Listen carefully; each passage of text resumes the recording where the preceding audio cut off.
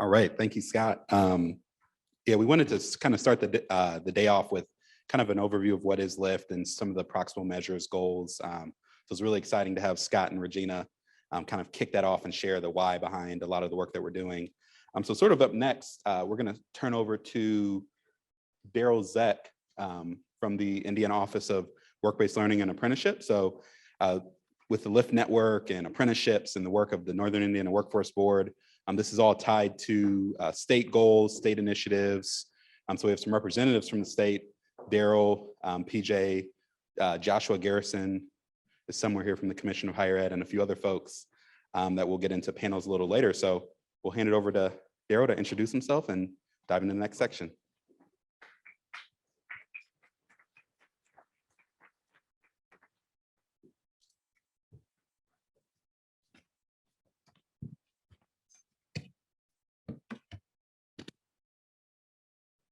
You freed me from the lectern, which is good. I like to walk around. I don't like lecterns, usually because it's hard to see me behind there. I do have PowerPoint, but I'm going to run through it real fast. So, and I know that everybody's going to get a copy of this later on. PowerPoint, you know, we all love it, right? Especially government PowerPoint. Good stuff. Let's do a little bit of history on apprenticeship itself. So 1911, Wisconsin had the first state apprenticeship program. And then it wasn't until we got into the 30s where apprenticeship in the United States as a federal program really became regulated. It was largely unregulated up until the mid to late 1930s. If we fast forward to 2021, then we see that we've got a National Apprenticeship Act of 2021. It's passed the House. It's actually passed the House twice now, I think. So it awaits final determination in the Senate. We'll see what happens there. There's a lot of good things that are in it. I'm sure there's some things the Senate will have an issue with as well, but that's kind of where we're at now. Some of the key pieces in here, that $3.5 billion over 5 years to expand registered youth and pre-apprenticeship, and having the federal government actually define those things a little bit more clearly for us will be very beneficial. Modernizing apprenticeship programs for the 21st century, new grant program there. In Indiana, we've been fortunate enough to have been able to take advantage of several grants from USDOL for apprenticeship. The set aside support funds for transportation, childcare, housing, et cetera. Now, aren't those some of the main barriers that we all run into in pretty much any training program that we have, especially when we're trying to either train a baseline or upskill adults? We typically have those issues. So if there's a way to really help folks out, that'll be a benefit as well. And then focusing on all sectors, which I'll get to in a second here, what the stigma has been there. Currently about 26,000 programs throughout the United States and 636,000 apprentices. Here in Indiana, we have about 1,146 programs and a little over 18,500 registered apprentices. We're actually one of the leading states in the United States for apprenticeship. And there's a couple of stats that I'll share with you here in just a second. So the state investment in apprenticeship, along with Governor Holcomb's next level agenda, a couple of key things happened here, and it's happened across the years. First, in 2018 was the establishment of my office, the Office of Work-Based Learning and Apprenticeship. Prior to this, I came out of the aerospace world. So I was vice president for an aerospace manufacturing company where we had to really do a deeper dive into the human capital issue, built some programs there. Never did I think when I was introducing the governor that day when he actually signed the executive order that I would be in this position.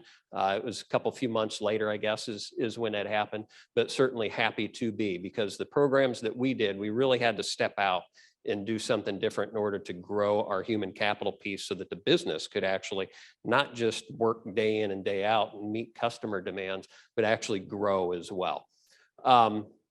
Ranked as high as number 2 and number 3. And if you look at both of those categories, number 2 in the nation for the number of new programs. So I think that's important to show where we're at from a growth potential as far as the amount of new programs that we've got coming on and the different programs that we have coming on. And then the other piece where we've ranked as high as number 3 is in completions. Once again, extremely important, and it shows the overall health, I think, of the state, how the state supports this, how business and industry support this, higher ed, schools, and so forth. We've created more than 130 certified state earn and learns. So state earn and learns are SEALs that we call them, are like a state level apprenticeship, and they actually are a really high quality pre-apprenticeship for register apprenticeships as well. And we've done that both in youth and adult camps.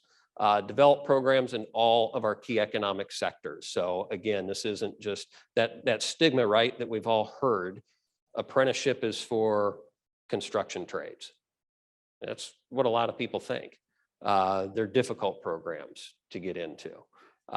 Same stigma with our folks with Ivy Tech, right? As a former state trustee with Ivy Tech, I've heard that too. The stigma is there. Well, it's not a real college. It's just community college. Well, we all know that's not true. Manufacturing, as we talk about manufacturing, advanced manufacturing, coming out of that industry, that was a dirty, low-paying job. Not true. So that's one of the biggest barriers that we have to getting into any of these types of programs, and that's where everybody can help. How do we actually speak to these things? How do we offer them up as a viable option for workforce solutions for anybody, youth and adults? So we'll talk about that a little bit as well. Next level jobs funding, employer training grants, workforce ready grants. The state has invested millions of dollars in that, and we've had some wonderful outcomes. I think the more deliberate we are with those funds and working on comprehensive programs like apprenticeship, I think we'll see even better results from that. We've been awarded and passed through almost $3 million for registered apprenticeship programs throughout the state. We're currently nearing the end of another $1.2 million grant that we received from the federal government that my office is passing out to the local workforce boards, because I believe that's the best way to utilize those funds. It's the best way to set up this system. And we'll talk about that a little bit too.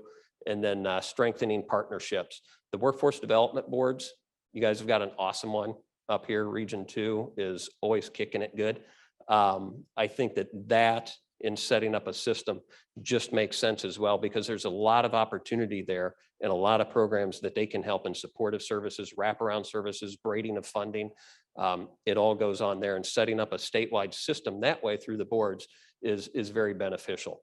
So some background data. How did we get here, and how did apprenticeship and work-based learning become so important? And I think the governor understanding this has helped immensely. If we look at this, these are current numbers. The next one I show you has got some historical data to it, but we've currently got about 454,000 adults without a high school diploma in the state of Indiana. Pause for a second. That's a lot of people. So how do we get after that? The Department of Workforce Development has done amazing work and kind of leads the nation, typically top 2 or 3 states in the country working on this. But we still continue to just almost seemingly chip away at it. So I think, again, their involvement in more comprehensive programs is really helping with that, and doing integrated education and training where we're providing both the schoolwork that they need for an HSE and at the same time skilling them up to obtain industry certifications has made a huge impact. So if we go to Indiana high schools, some of this is historical data. It's on average pretty accurate from year to year, but we've got about 80,000 potential high school graduates per year. About 9,000 of those don't graduate for one reason or another. 25,000 have absolutely no plan except to get a job after high school. And I should back up and say that when I was in industry, we had partnerships with 5 or 6 different school corporations. Going in and talking to the kids and hearing these very things, it's real. And also a little scary at times, right? Of the 45,000 that head off to a college or university, only about 30,000 are completing within 6 years. So that big bottom line number that I've got there, nearly 62% have not completed a post-secondary credential within 6 years.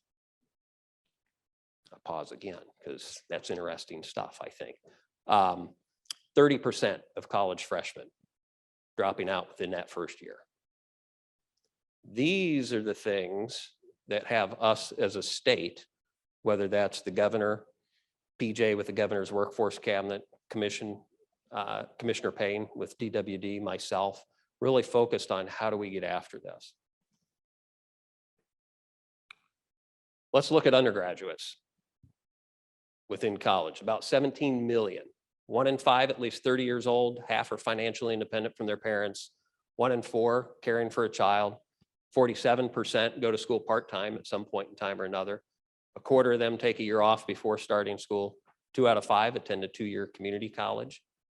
And 44% have parents that have never completed a bachelor's degree. Once again, what is a traditional college student? So like many of us, perhaps, we completed high school, you go on to a 4-year college or university, you get into the occupation you love, right? But is that current? Is that true? I would say probably not. So again, how do we look at this a little bit differently? And I think the stigma that's there with that says that if you don't do that, if you don't graduate high school on time, and if you don't go on to the 4-year school, that whatever else you're going to do is secondary to that. You know, it's not the same. It's kind of a level below. Well, we all know that's not true. That's the piece that's behind the stigma with all those other things that I listed that we really do have to get at. And I think working with our higher ed folks is really helping with this, because if you look at apprenticeship is not just a single piece of paper anymore from the US Department of Labor. It comes with embedded certifications. It comes with a certificate, a technical certificate, an associate's degree, and sometimes bachelor's degrees with them. So apprenticeship, again, is something very different than how it's been painted over the years.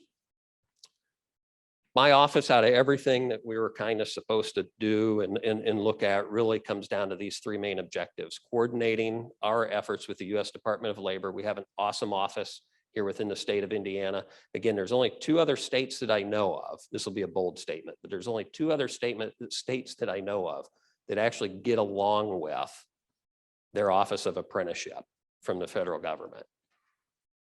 Ours, we're blessed with John Delgado and his staff. As small as it is, they do wonderful work. They're good people. They've really adjusted to having our office, and I can't thank them enough for what they do. Develop and implement, that's key here. So implement. And I think, as we heard earlier, implementing and operationalizing these things is important. You can develop all the programs you want till you implement them. Whatever you have. So different work-based learning pathways, such as our state Earn and Learn. And then the third thing, which is probably the most important thing, building that public-private partnership piece throughout the state and utilizing, again, our workforce boards to help with that. Registered apprenticeship, for those that don't know, again, over 1,000 different occupations available.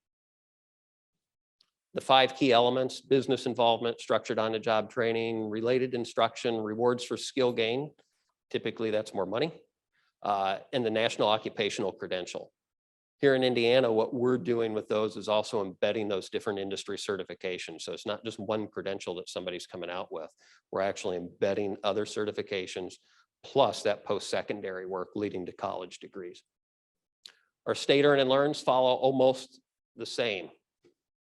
That business and education partnership, the supported on-the-job training, related instruction, rewards for skill gain, and then the industry recognized certs. I'm not going to read through all that, but they are very flexible. They last anywhere from weeks to years.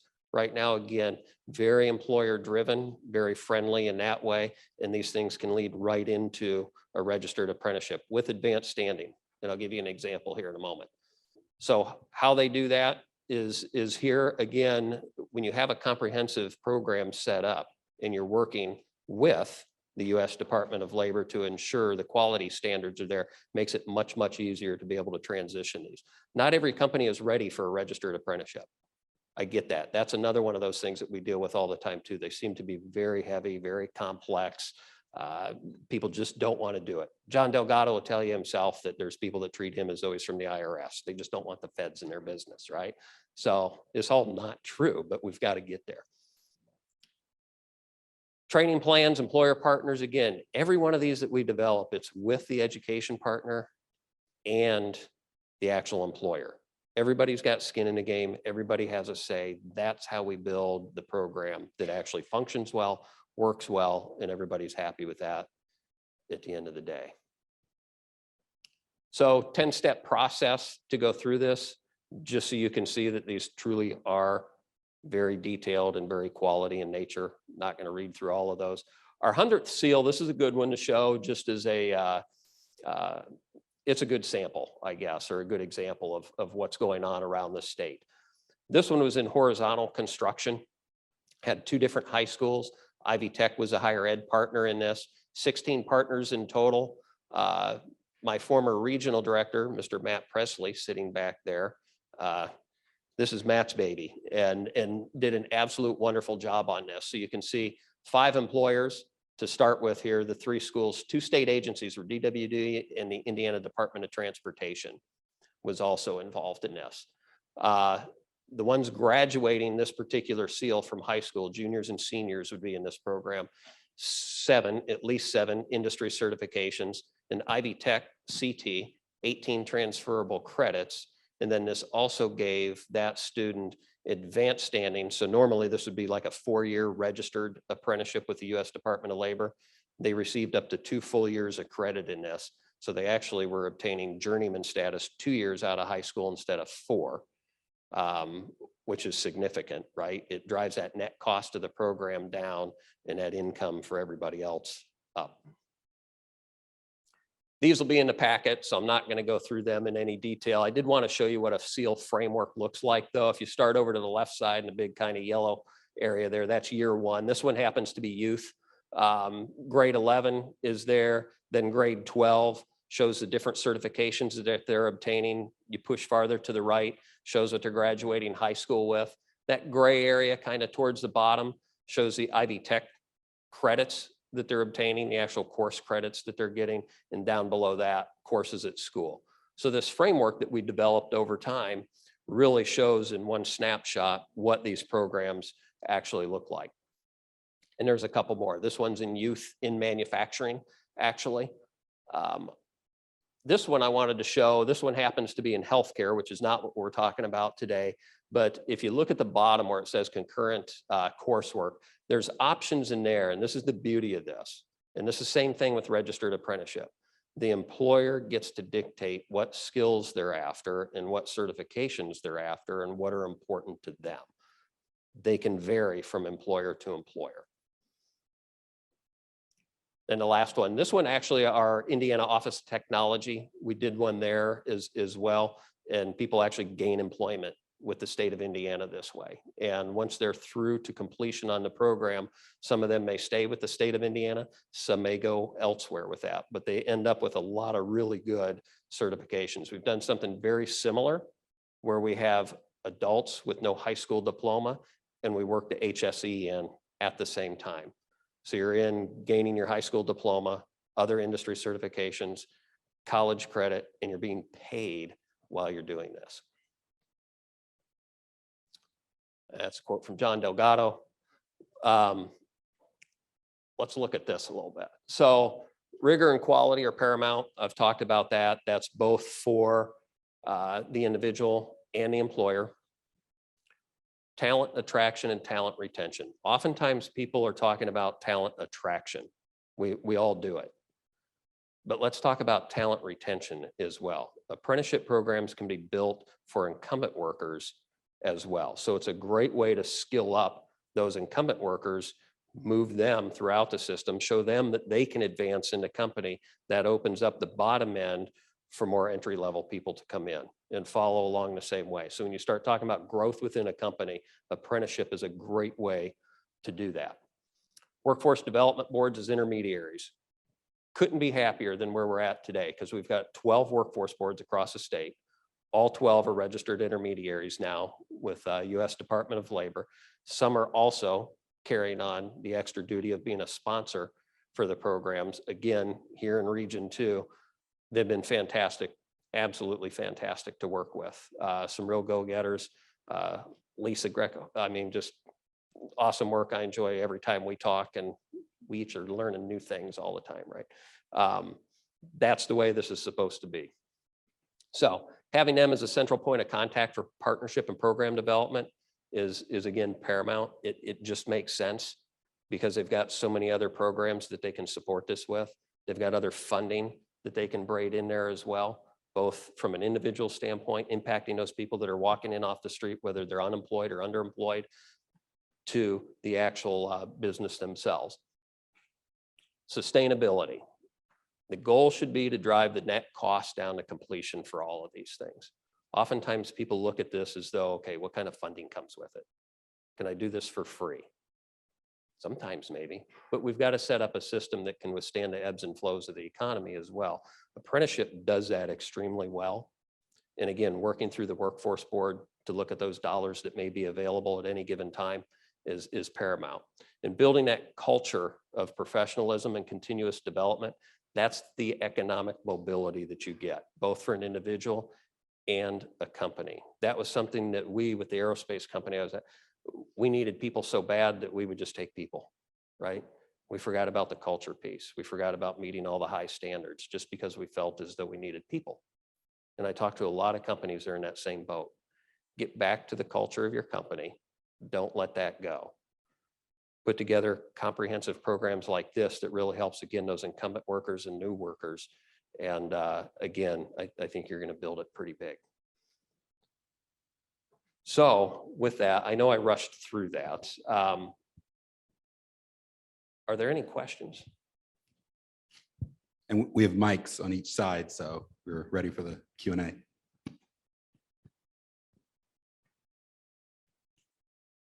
I do want to make it clear that we sometimes talk, and even those of us in this industry now, as though there's still that alternative, right? It's either higher ed or this. The only thing that's wrong with that is when we say it like that. Again, I think if you look through the samples that I've got, or you will, because I flew through them, you'll see that higher ed plays a huge role in this.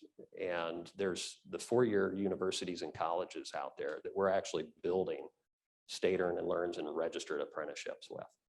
You know, so this is not a this or that. It's learning how to pull these things together. And certainly within Indiana, two things that I hear from other states that they're kind of jealous about. Number one is our statewide community college system that we've got in Ivy Tech. It makes it very simple across the board. They're not our only partners. I'm just saying that because they're in a lot of our high schools and they play an important role in all of these programs as well. The other thing is, and I'm sure PJ can kind of hit on this later too if it comes up, our graduation pathways that we have within the state of Indiana now, where we're actually requiring people to have some type of touch out there with businesses, showing that they're career ready, whether it's work-based learning, which is what we would all love to have happen, or maybe project-based learning and so forth. That's a big deal. The state of Indiana took some incredible steps, I think, and there's other states that have recognized that. Darrell, quick question. So how flexible is the state earn and learn model, and can a youth apprenticeship program in high school or an internship program align with that and lead to further registered apprenticeship beyond high school? Yeah, absolutely. So next level programs of study. I get like $1 if I mention that a bunch of times. Every time I mention it, I get. So one other thing that the state's done now is they've gone back and really revamped the way that we look at career and tech ed as well. And that's something that PJ and Tony Harrell out of our office at CTE have really led the way on, and really looking at what does that curriculum look like? What do those courses look like? And to be a concentrator in a particular field, how do those align? How do we look at that from a dual credit standpoint and make sure that there is total alignment across those programs with our colleges and our high schools? That has made it, or will make it, as we continue to move through these, much easier to deal with the related instruction piece. Almost every seal that we've done, now say every seal that we've done has been within the CTE realm. So that'll make it much easier going forward to really show that comprehensive nature, kind of moving along, gaining those college credits. They're extremely flexible. Again, we're back to, what do the employers want? What do they demand? A lot of this is built around what employers and industry are looking for now. And they're kind of helping us lead the way. So SEALs, whether they're adult or youth, are extremely flexible. There's more of that on one of those slides in there. And then rolling that into a registered apprenticeship, either concurrently, we've got that happening in the state, or after graduation if we're talking about a youth program. Very easy to do. And someone can go from a career and technical education program at Brandon Eakins, director of the EACC over there, they can go through an EACC program or through an Ivy Tech program into a SEAL, or how does that work? Yeah, it would be part of that. I mean, you'd build the SEAL based on whatever that relationship was. Yep.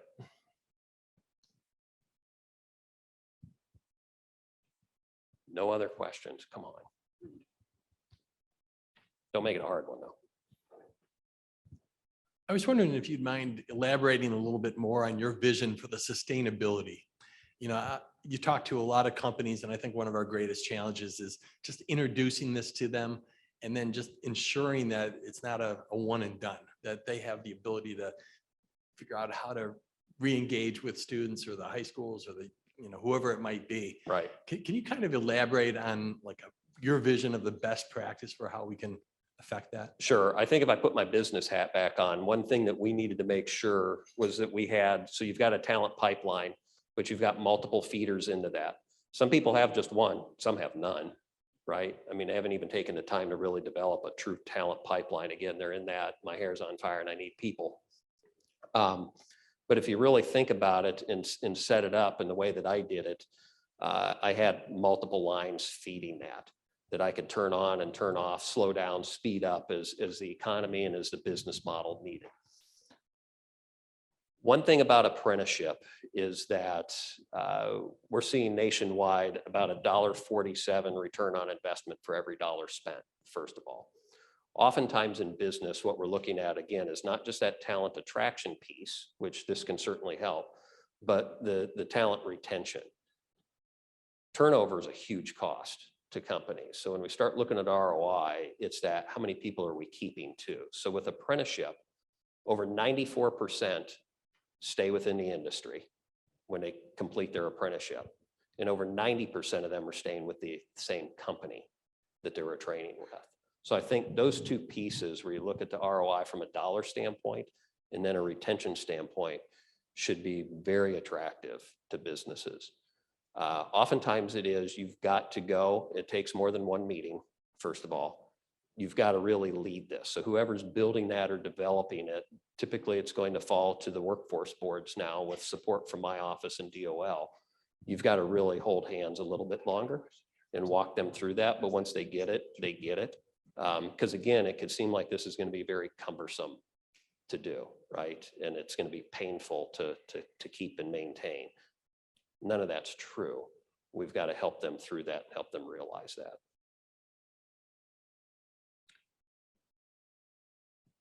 We've got one online, pardon me, online question, which is very small print, so bear with me. Can you say a bit about the training of guidance counselors in schools at various levels and or other ways to disseminate these opportunities to students and families in time to hit the on-ramp for these pathways? That's a sensitive subject, right? Right, PJ? Guidance counselors, I think this is my own personal viewpoint from dealing with them. There's a lot of really, really good guidance counselors out there.